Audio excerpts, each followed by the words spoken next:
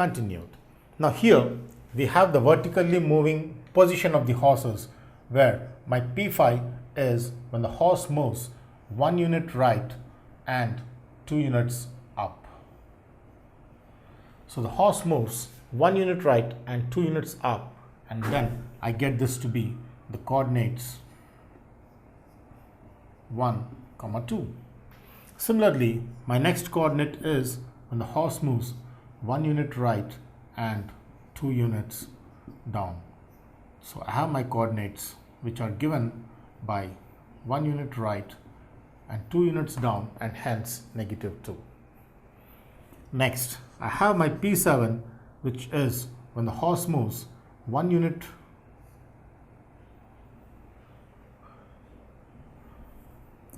right, 1 unit left, and 2 units up. So here I have my coordinates which refer to 1 unit left, and hence -1, and 2 units up, so +2.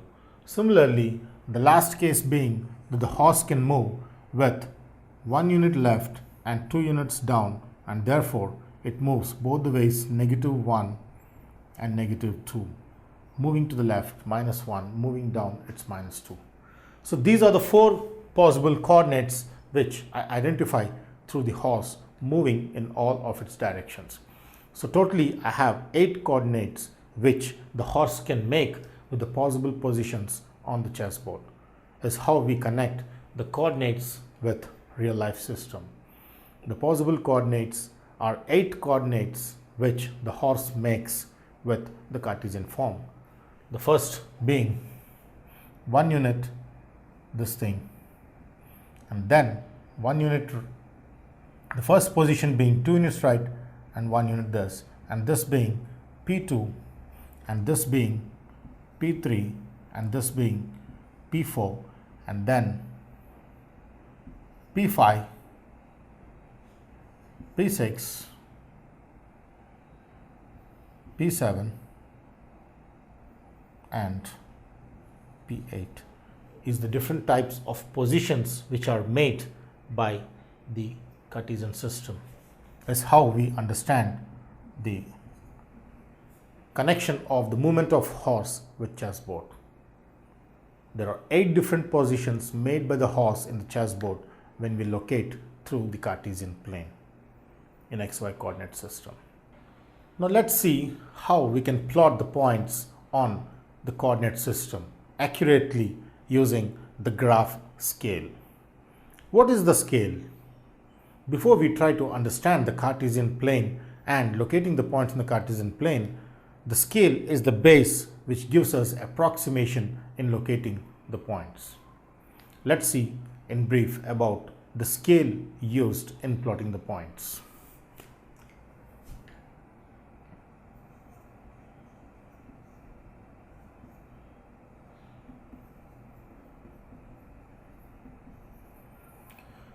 Let's see what a scale is.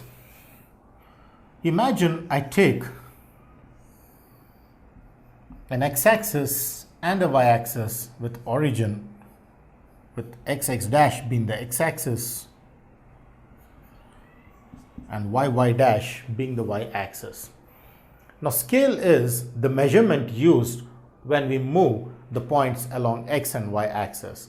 For example, when I move with a scale, when I locate with points 1, 2, 3, 4, etc., I mean that I have measured this to be 1 unit, and on the graph paper, the grid lines are generally at a distance of 1 centimeter each, and that grids are taken as the base of the scale.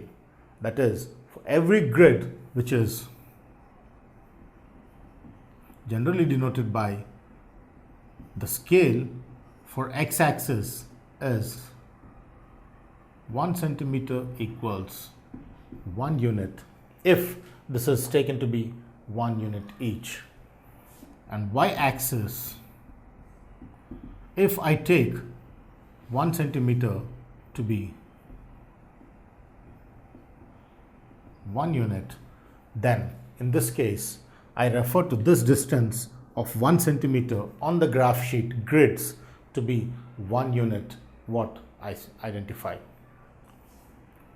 Similarly, on the left side, I take every 1 centimeter of the grid on graph paper as 1 unit. So every unit refers to this. Because I also refer my y-axis with 1 centimeter equals 1 unit, I have this to be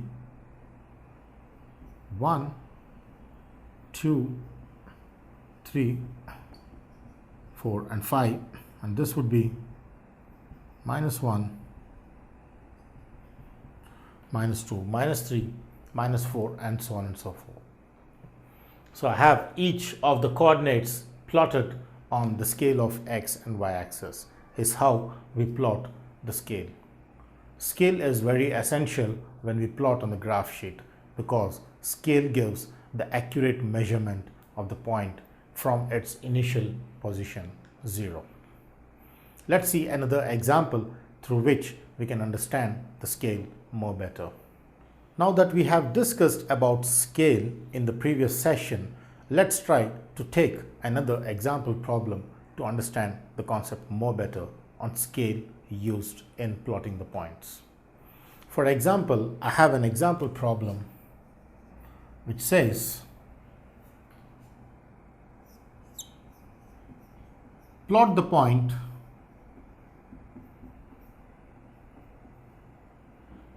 (1, 2) using the scale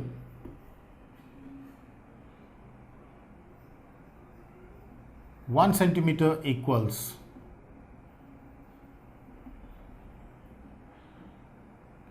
1 unit on y-axis and 1 centimeter equals 0.5 unit on x-axis. Now let's try to understand the scaling concept better using this example problem. The example problem reads clearly, plot the point 1, 2 using the scale. That means the scale is clearly referred out here with suitable distance fixed. Now the scale in this problem says 1 centimeter is 1 unit which we need to take on y-axis, and every 1 centimeter of the grid in the graph sheet should be measured with 0.5 units on x-axis. So let's see how we understand the scale concept practically on the graph sheet. Now that I have the point, let me just take the xy coordinate system x dash, y dash. Now here my point refers to 1 centimeter is 1 unit on y-axis. Initially I start with x-axis, which says that every 1 centimeter of the grid on the graph sheet must be taken as 0.5 units. So here I have my origin and these are the grids separated on the graph sheet.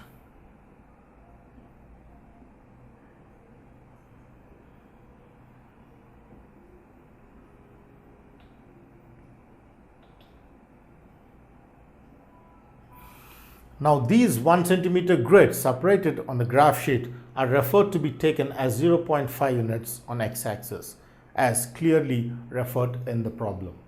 Therefore, I do not take this as 1, but I take this to be 0.5 units.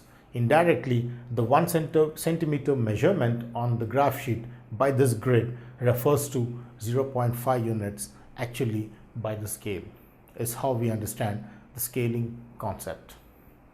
Similarly, the distance from here to here must be 0.5. Therefore, the next value would be 1, because 1 minus 0.5 would give me 0.5, or 0.5 is added further. You can also refer this as 0.5 added to this refers to 1. So when I want to find the next coordinate, it is about adding 0.5 to the previous value of 1, which gives me 1.5. The next is adding 0.5 to the previous, which is 1.5, which gives me 2. And then on the left, minus 0.5 minus 1, minus 1.5, and minus 2, etc. This is how the scaling is done on x-axis according to the given question. Next comes the scaling on y-axis. How do we scale on y-axis? Clearly on y-axis, the measurement refers 1 centimeter to be taken as 1 unit. So every 1 centimeter of the grid is taken to be 1 unit. So I get this to be 1, 2, 3, 4, 5. And every unit down is referred as minus 1, minus 2, minus 3, minus 4, etc. is how we get the different grids out here. So scaling on x-axis is done with 1 centimeter equals 0.5 units, and scaling on y-axis is done with 1 centimeter equal to 1 unit. And then comes the locating of the point on the Cartesian plane, this Cartesian plane. So let's see how we can locate the point on this respective scaled coordinate plane. Clearly I see the point here. Let me denote with 1, 2. Now here this refers to the x coordinate being 2, 1, and my y coordinate being 2. So let's see how I can locate with x equals 1 and y equals 2. So as I see the x coordinates moving horizontally along the right and left, and the y coordinates moving vertically up and down, so clearly the x coordinate moves 1 unit to the right. This being positive, it moves 1 unit right, and then it moves 2 units up. So I get the point to be here, which is 1 unit and 2 units to this, and therefore I get the point P, which is exactly out here. So this is my point 1, 2, depending on the scale as given respectively for x and y axis. So my point is 1, 2 is how we get it. It's easy.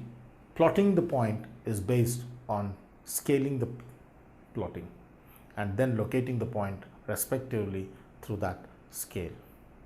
Now that we have discussed about scaling concept, the rules of scaling the x and y axis, let's see now how we can locate the points and how are the steps and procedures involved in locating the points in the Cartesian plane, respectively through the given scales. So let's take an example problem to understand the concept.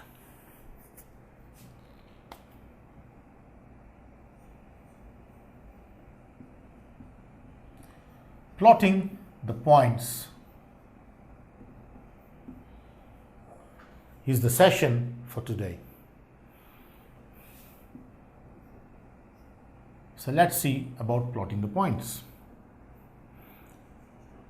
So for example, I have a question which says,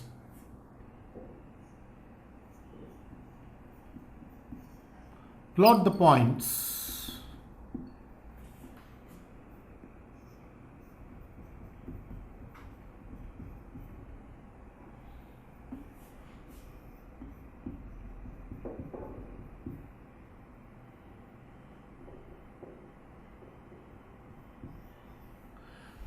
P is plus or minus 1 and plus or minus 2, and Q is plus or minus 2 and plus or minus 1 on the Cartesian plane.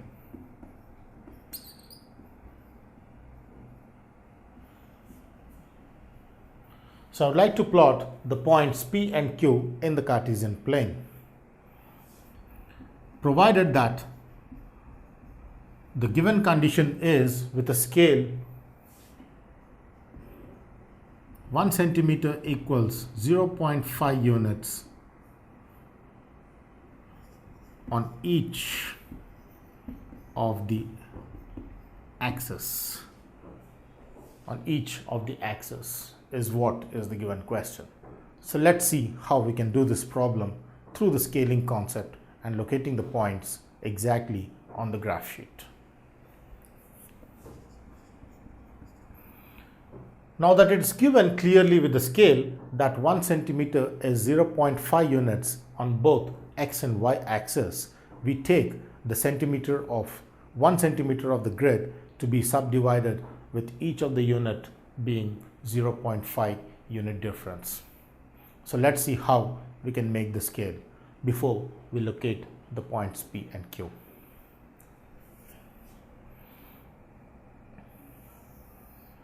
Considering the Cartesian plane x dash and y dash, let's try to make the 1 centimeter grids. The first thing we identify in doing this type of problems is locating the grids. So I just mark the grids, each of them, and then here each of them is 1 centimeter,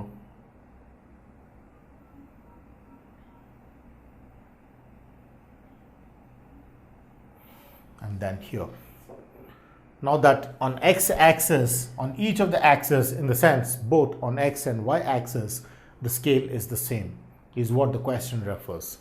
So on x axis, starting initially with x axis, my 1 centimeter is 0.5 units, and therefore this moves each of 0.5, 1, 1.5, 2, 2.5, etc. as in the previous problem. Similarly, on the left, it moves minus 0.5, minus 1, minus 1.5, minus 2, and etc. with minus 2.5. Similarly, on y-axis, it is 0.5, 1,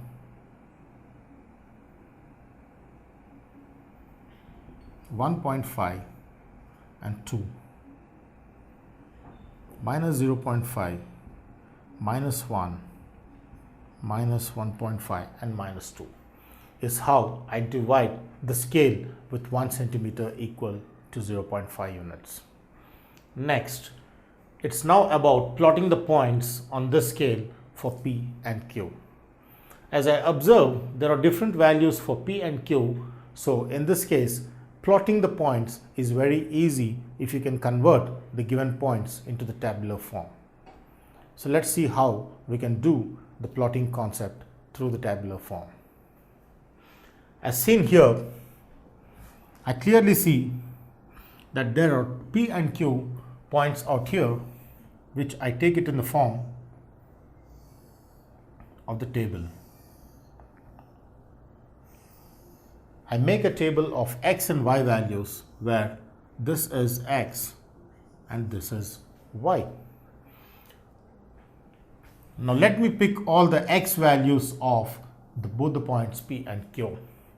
So I have first x equals plus 1 and then x equals minus 1 is what we get.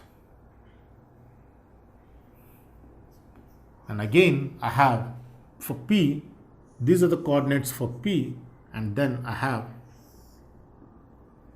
x equals to 1 and x equal to minus 1 for the coordinates of Q.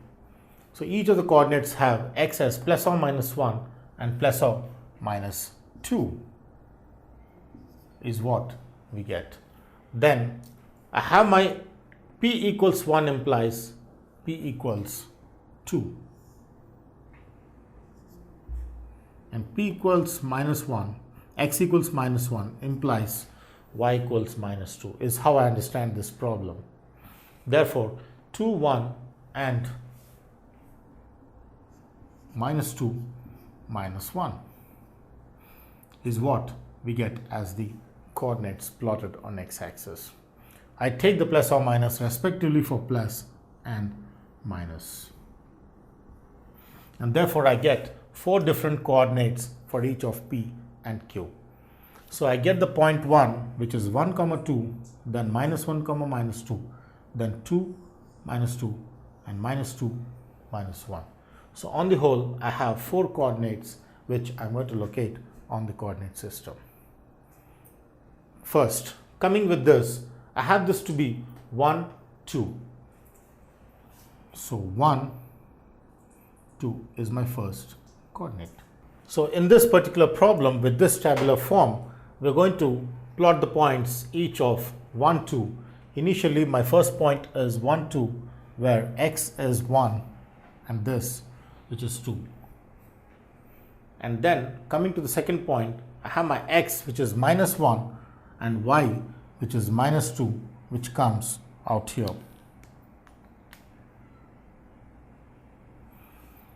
Similarly, my third point, which is 2 minus 2, is 2 and minus 2, which comes out here. 2 units right and minus 2 down. And my fourth point, which is minus 2 minus 1, moves minus 2 left and minus 1 down, is how I locate the 4 points, this being 1, 2, this being minus 1, minus 2, and this point being minus 2, minus 1, and this point being 2, minus 2.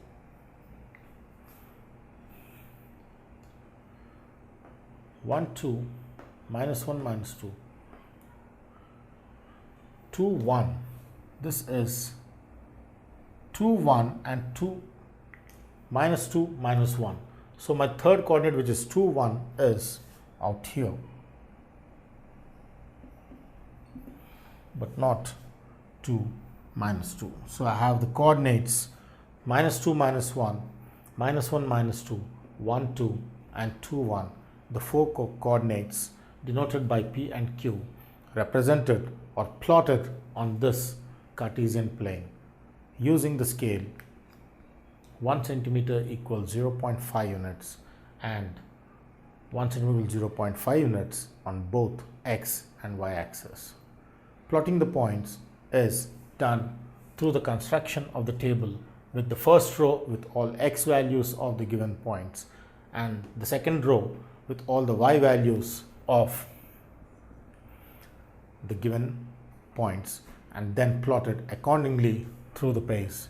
The first pair gives the first point, the second pair gives the second point, the third pair gives the third point, and then the fourth pair, which gives me the fourth point on the Cartesian plane, is how we understand the construction of or the plotting of the points on the Cartesian plane using the concept of the scaling process, scaling and plotting the points on the Cartesian plane.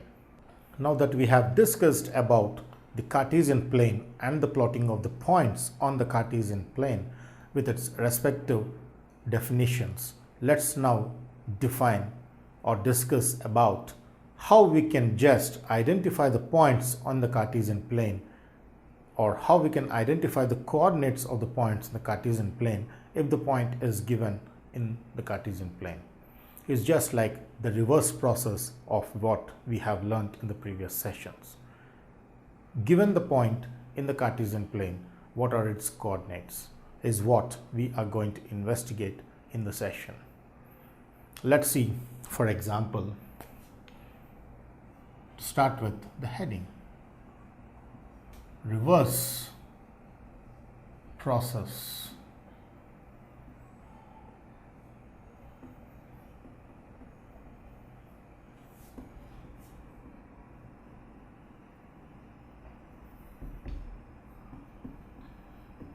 given the point in Cartesian plane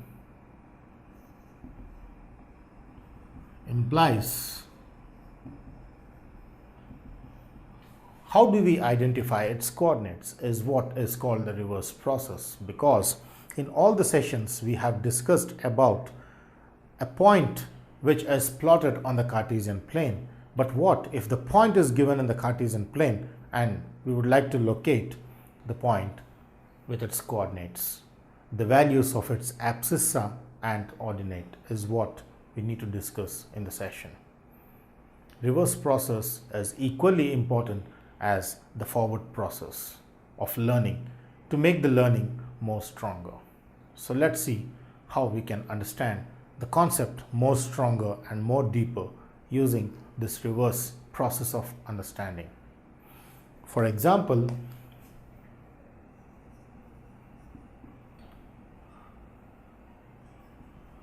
I have a question which says find P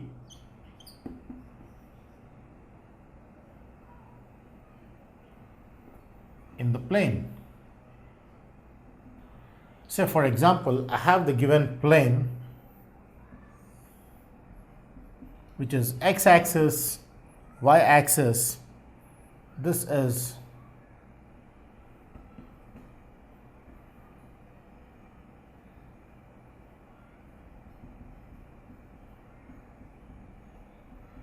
etc. And on the left, I have minus 0.5, minus 1,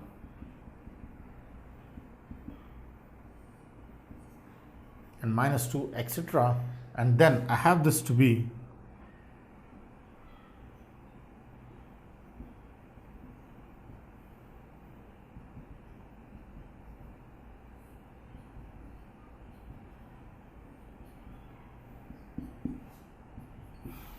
and here I have clearly that this is the x-axis and this is the y-axis, and the scale on x-axis is 1 centimeter equals 0.5 units, and the scale on y-axis is every 1 centimeter grid is 2 centimeters, is 2 units.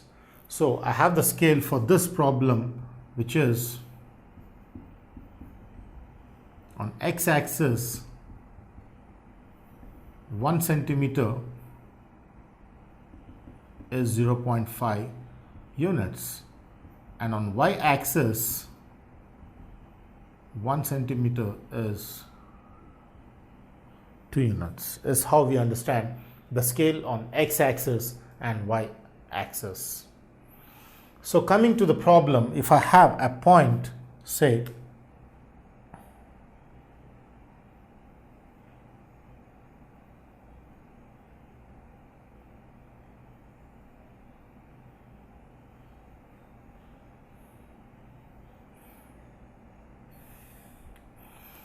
located out here, and I have another point, say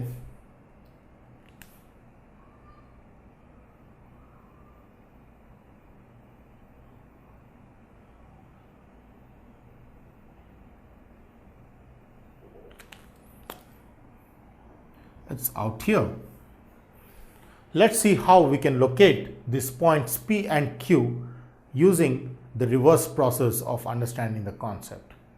Now that the point is given without its coordinates, the challenge is to find the x and y coordinates, that is indirectly to find how many units the given point is moving from its initial position, either right or left or up or down.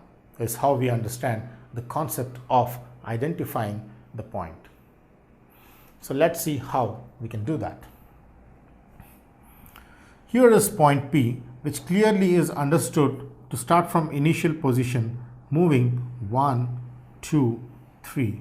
So it moves 1.5 units to the right as given by the scale of 1 centimeter 0.5 units. So it moves 1.5 units to the right, and then this point moves from here back 1, 2, 3. So I understand that the point P is obtained from moving 3 units, 1.5 units to the right and minus 6 units down, and therefore the coordinates of P are nothing but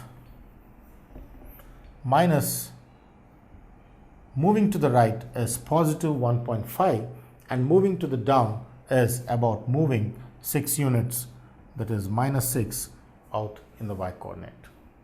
Therefore, I have my coordinates of P, which are 1.5 and minus 6. Is how I understand the locating of this point with its x and y coordinates. Therefore, with the concept of locating the position of P with respect to its initial position, moving right and then down, or moving left and then down, etc., we can locate the coordinates. In this case being moving 1.5 units to the right, x coordinate is this and -6 is the y coordinate. Therefore, for this P, my abscissa is 1.5 and my ordinate is -6. Similarly, let's see the coordinates of Q. When I have the coordinates of Q, I clearly see that this is the point which moves -1.5 units left. Q moves 1.5 units to the left and then moves 1, 2, 3. So I have this be exactly between 4 and 6. So I assume this to be 5. So Q moves 5 units up. So Q moves -1.5 units, 1.5 units to the left and then 5 units up. Therefore, I have this to be my coordinates of P, Q, -1.5 and 5 is how I locate the coordinates of Q and P. P is 1.5, -6 and Q is -1.5, 5. Locating the point from its plotted point. Locating the coordinates of P using the reverse process of understanding the graph is what is the session. Next comes that we have discussed about Cartesian plane, locating a point, and the reverse process of understanding the finding of coordinates using the point located or plotted on the graph. Next comes in applying this into the real life situations.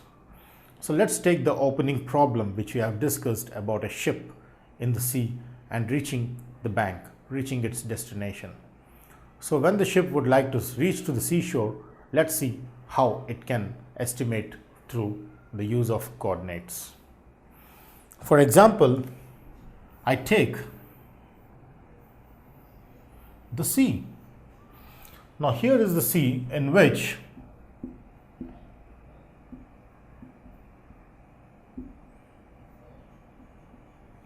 there are small islands. So here is one island and here is another island. And then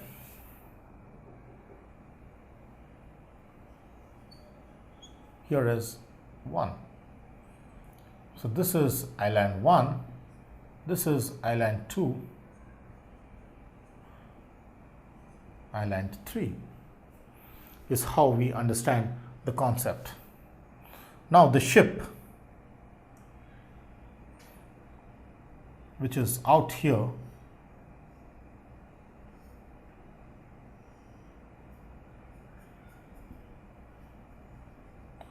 would like to reach to the shore. So let's see where it reaches. Now the person in the ship would be puzzled to know which is the nearest island to which he can reach. So let's see this interesting problem connected with coordinate system. He can resolve the issue by just using the coordinate system or the Cartesian plane. So this person is wondering about moving to the nearest island. So how does he estimate moving to the nearest island for the seashore? So let's see how that can be done. A person estimates that this island is, say, the person in the ship estimates that the island 1 is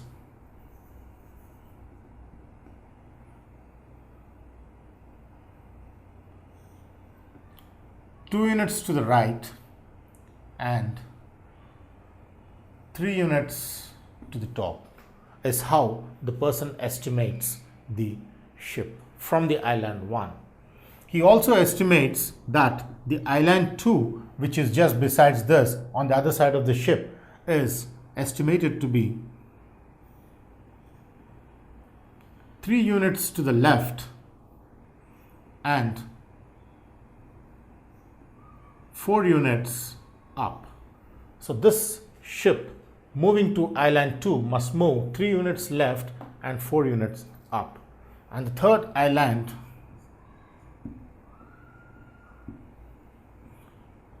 is about the person moving to the island 3, where he is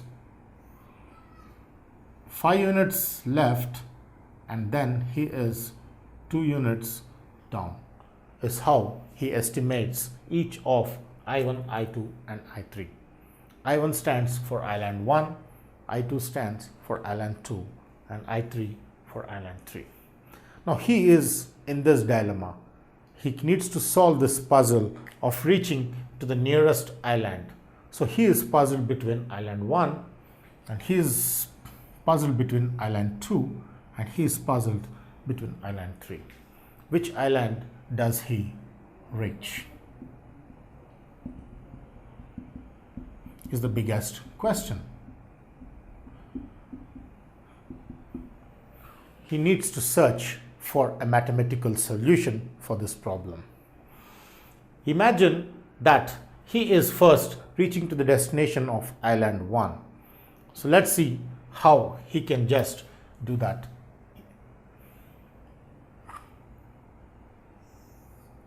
As I see this,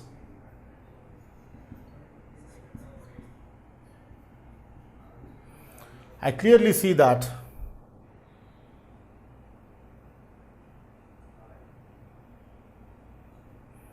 let me take the scale of 1 centimeter as 2 units.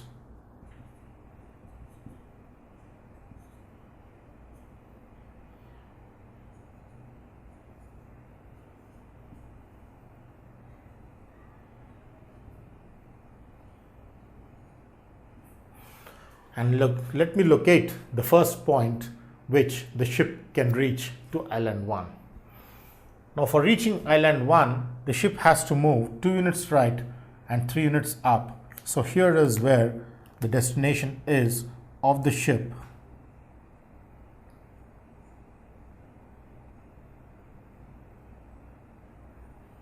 Towards island 1.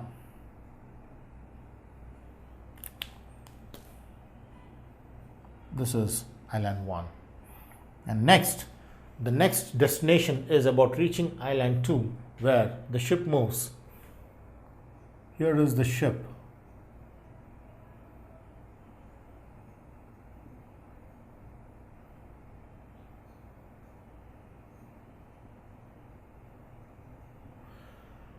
Where the ship has to move 3 units left and 4 units up. So it has to move 3 units left and 4 units up. So here comes the island 2 into this place. And then the ship has to move from its initial position origin to reach island 3 for a distance of 5 units left and 2 units down. So 5 units left and 2 units down is about moving to this place I3. So I have my destination, which is island 3, island 2 and island 1.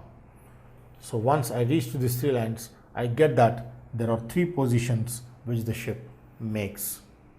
And the question comes on how we can just find the nearest distance that the ship moves to reach to the islands. So let's see what is the least distance made by the ship to reach to each of the islands. Now as we see here, this is clearly origin and this is I1, I2 and I3. Let me first locate the coordinates of I1.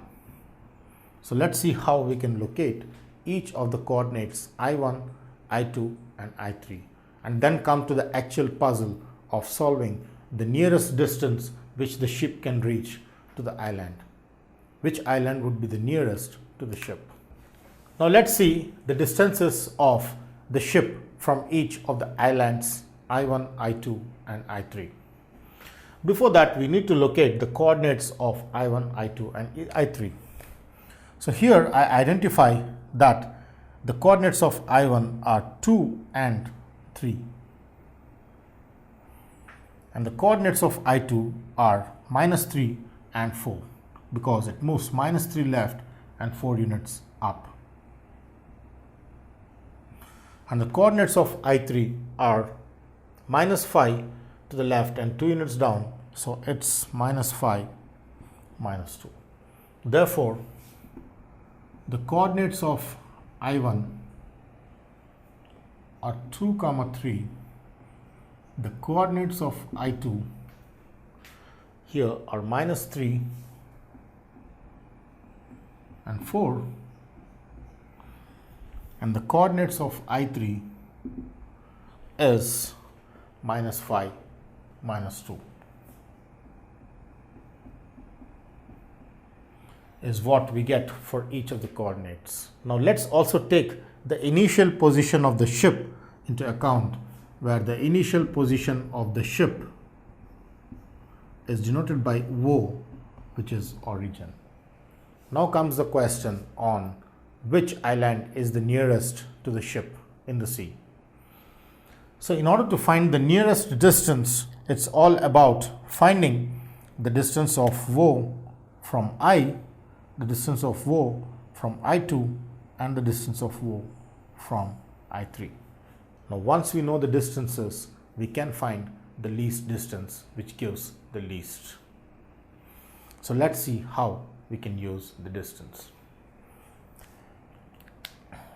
So let's first initially find the distance of the ship from island 1, which is from O to I1, and that is the distance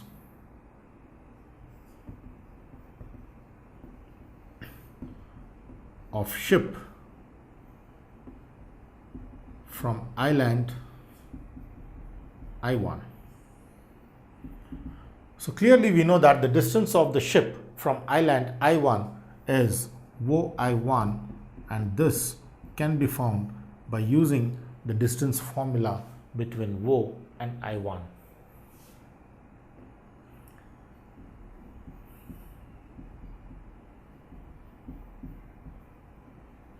So distance of O from I1 is root of x2 minus x1 whole square plus y2 minus y1 whole square, the formula for distance between 2 points.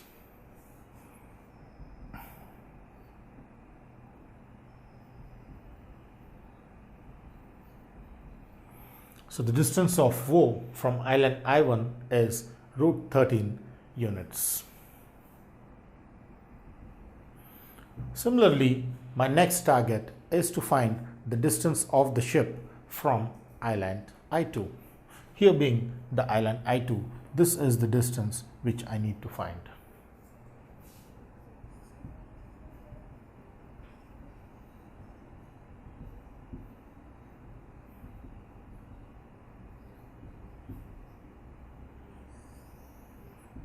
So distance of ship from island I2 can be found as OI2, because this is origin and this is I2, so OI2 refers to the distance from island I2.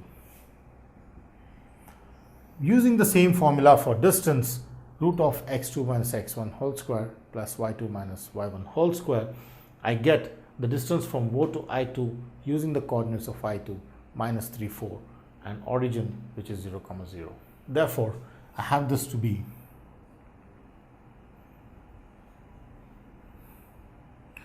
minus 3 minus 0 whole square and 4 minus 0 whole square. And this, on further simplification, gives minus 3 whole square, which is 9, and 4 square, which is 16, which gives me root 25, and which is 5 units. So distance of ship from island I2 is 5 units. Similarly, the distance of ship from island I3.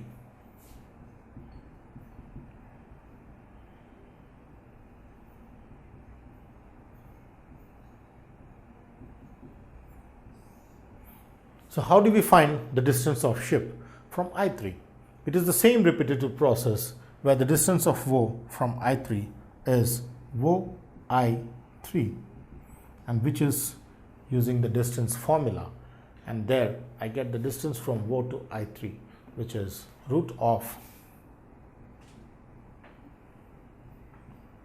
minus 5 minus 0 whole square plus minus 2 minus 0 whole square, which is root of 25 plus 4. 5 square, which is 25, and minus 2 whole square, which is 4. So 25 plus 4, which is root 29. So clearly I get this to be root 29 units. Therefore, by verifying through the 3 different distances, I find that distance of the ship from island I1 is root 13 units, distance of the ship from island I2 is 5 units, and distance of the ship from island I3 is root 29 units. So as I see clearly out here that root 29 is greater than root 25 greater than root 13, I clearly see that this root 29, which refers to island I3, root 25, which refers to island I2, and root 13, which refers to island I1, makes me clearly understand that island I3 is the farthest from the ship and island I2 is the next farthest from the ship, and the island I1 is the nearest from the ship, and therefore the person who is sailing in the sea in the ship would definitely reach to the target of reaching island 1 because it is the nearest and easy to reach for the safer side. Hence, the person has resolved the process of reaching the destination of the puzzle of 3 islands by using the concept of coordinate geometry. In this case, I am in the ship, I reach island 1 because it is the nearest of all the 3 islands. This is how I understand the applications of coordinate geometry and Cartesian plane in real life, resolving the issues through real life situations. Now that we have discussed about the coordinates and the x coordinate being called the abscissa and the y coordinate being called the ordinate, we have a specific terminology even for the point we refer on the Cartesian plane. Let's see how we can represent or use the terminology, the correct terminology for a coordinate in a Cartesian plane. As we have seen through the coordinates, here comes the importance of identifying the definition of ordered pair. As we all know that a pair is combination of 2 different objects taken together. Here the pair refers to x value and y value taken as a pair. So an ordered pair refers to the x and y coordinates or the abscissa and the ordinate taken in the bracket paired together. That is, when I take a point 2, 3, it indicates that for x equal to 2 is being paired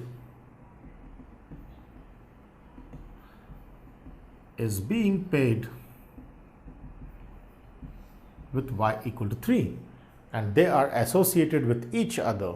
Every pair have a certain relation, and here the relation is that these 2 coordinates pair to form a point. So these 2 coordinates x and y are paired to form a point in the Cartesian plane. So here I have the Cartesian plane in which 1, 2, 3, 4. I clearly see my x coordinate, which is 2, and y coordinate, which is 3, are paired together to form a point 2, 3.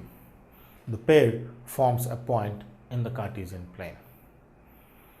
Is how we understand the pair. But what is an ordered pair?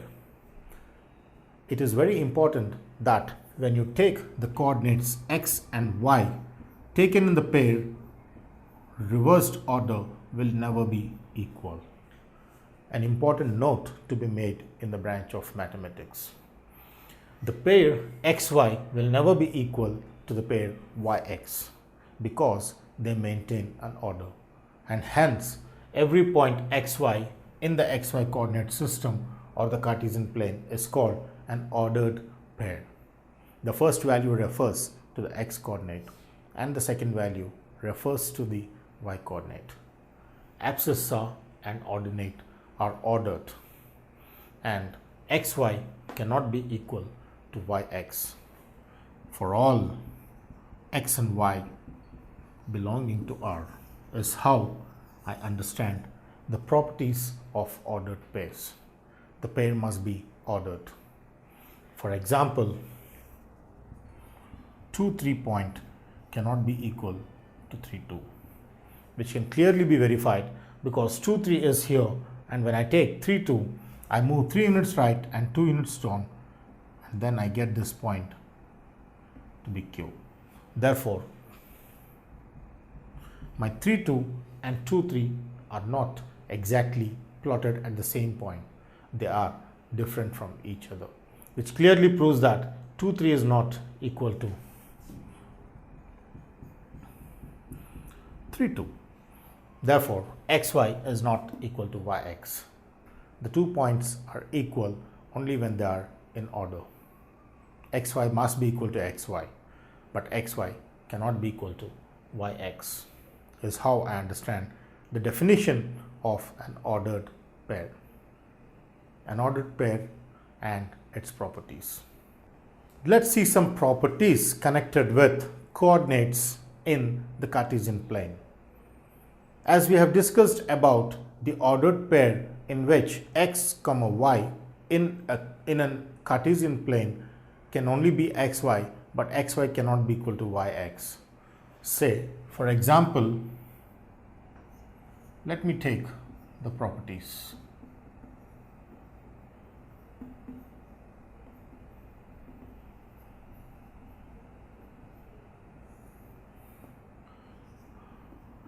If I take the ordered pair x, y as a point and I say this is equal to the Cartesian ordered pair when it's reversed, then in that case this is possible only when x equal to y, is how we understand the property. This property can never be true if they are not equal. They have to be equal. If the abscissa and the ordinate are equal, only then I get the reversing property holding true. For example, let's take an example problem. If I have the property 3, minus 2, clearly when I reverse, we know that this when reversed gives me minus 2, 3. So the reversing of the point 3 minus 2 to minus 3 clearly makes me understand that 3 minus 2 is not equal to minus 2, 3. But if I take, say for example, another set of example which says 5, 5. I have the coordinate 5, 5 which I would like to reverse. So when I reverse the x and y coordinate, I get here again 5, 5. Therefore, in this case, my coordinate in which the coordinates are reversed are both equal. Therefore, in order that xy must be equal to yx, I should have the condition that this x and this y must be same. Xy equal to yx only when x is equal to y. If x is not equal to y, xy is not equal to yx, is how we understand the properties connecting the Cartesian plane. Now that we have discussed about the coordinate geometry, now comes on how we can represent the axis in different forms in real life. As we have discussed about x and y axis, x axis being the horizontal axis and y axis being the vertical axis, what would be its significance in real life? Let's see an example problem to understand this concept more better. For example, I have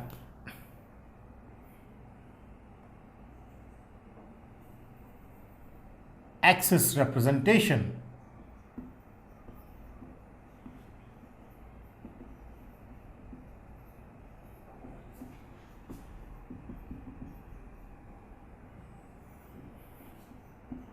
in real life, x-axis and y-axis representation in real life. For example, I have a table of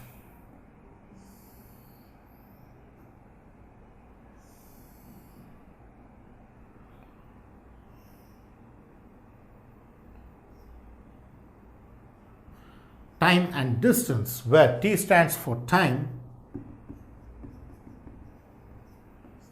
and d stands for distance, time in seconds and distance in meters, is how we try to connect. Say for example, I take a real life problem of a 100-meter sprint race where the Olympic participants tried to run in 100 meters. Usain Bolt is what I'm talking about. So here, let's try to take the time and distance problem in understanding the axis representation in real life. For example, say in the first 2 seconds, the distance run by the Olympic sprinters in average is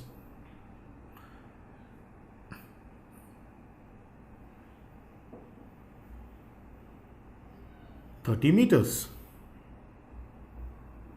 20 meters, and then say the distance run in 4 seconds by the sprinters is 39 meters, and say in the distance run in 7 seconds is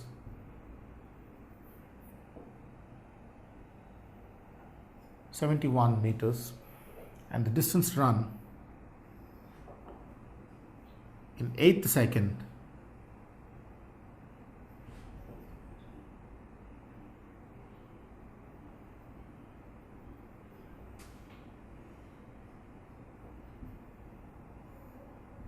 and the distance run in 10th second is say 100 meters.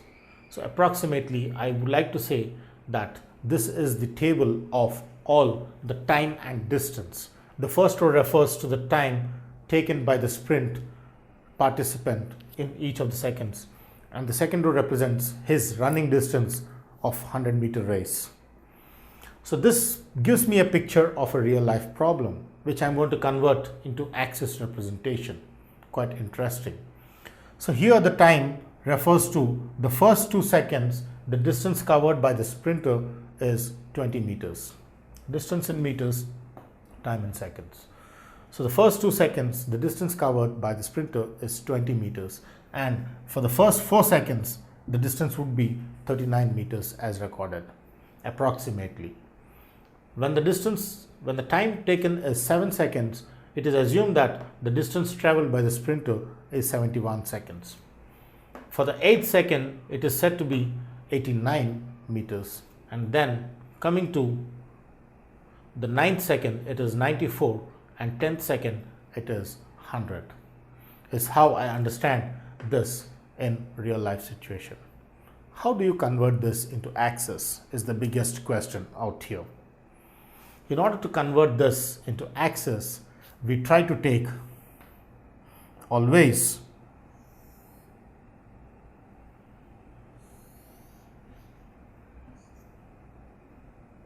this is called t-axis because x-axis is now represented by the variable t. Your x is now the time in seconds and your y is now the distance in meters. So I have here the time which I'm going to denote with 2, 4, 6, 8, 10, 12, Now the scale. What am I going to do with the scale?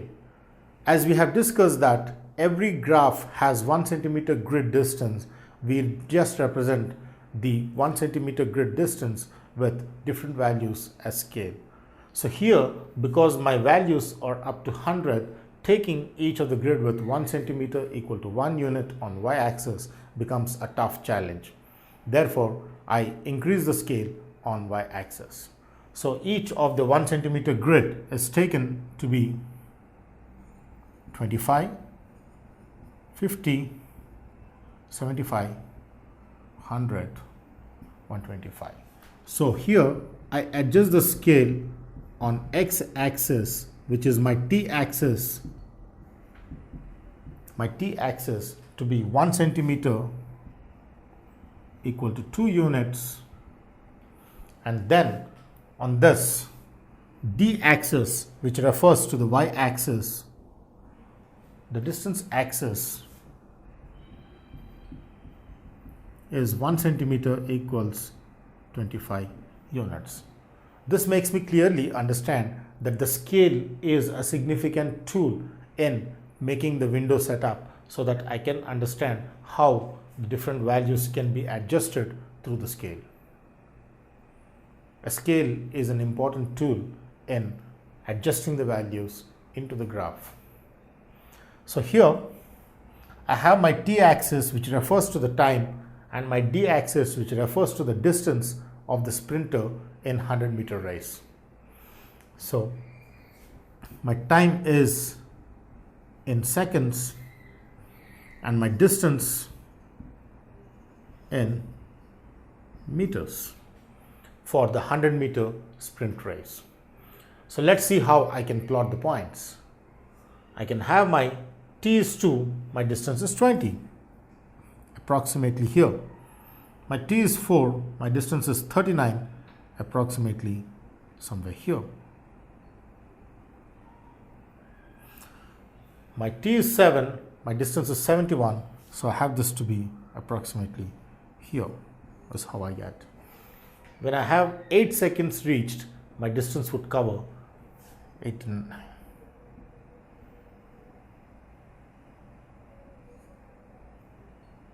I have this covered, and then 8 seconds is 89, which comes,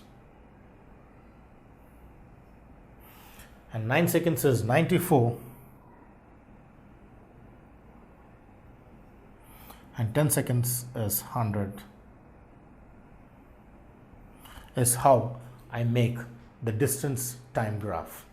This graph is called distance time or time distance graph, where this refers to t-axis and this refers to d-axis. So any problem in xy coordinate system can be applied in real life situation. For example, this being the time and distance of a 100-meter sprint participant in the Olympic Games. The chart of Usain Bolt.